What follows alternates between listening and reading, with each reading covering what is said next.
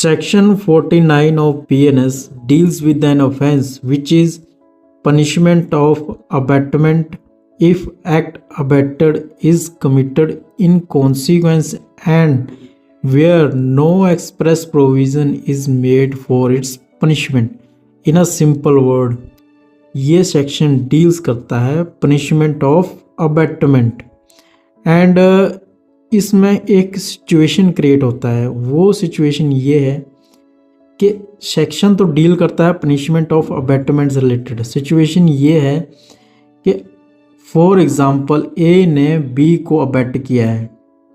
In the consequence of abetment B जो है act कर देता है, एक्ट इज कमिटेड, बट जो ए का जो पनिशमेंट है, अब ए जो एज ए अबेटर है, अबेटर की जो पनिशमेंट है वो कहीं भी एक्सप्रेसली मेंशन नहीं है, लॉ में एक्सप्रेसली मेंशन नहीं है पनिशमेंट। तो उस सिचुएशन में इस सेक्शन 49 का रोल प्ले होता है। तो इस सेक्शन के थ्रू हमको पता चलता है जो पनिशमेंट होगी वो होगी same as a principal offender. This section describes what happens when someone abets an offense. The offense is committed, but law doesn't specifically mention a separate punishment for abatement.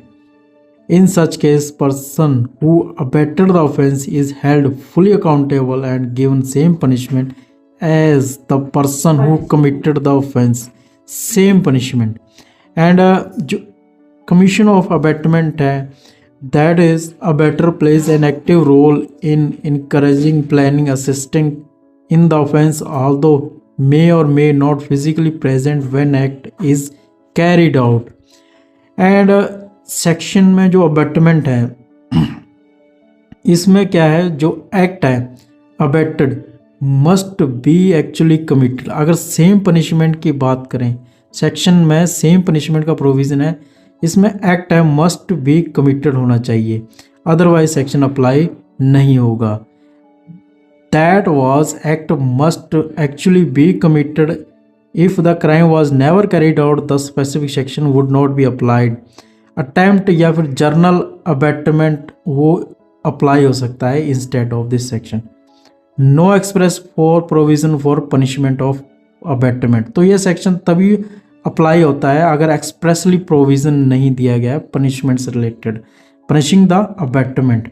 And जो punishment है इसमें same है, same as the principal offender.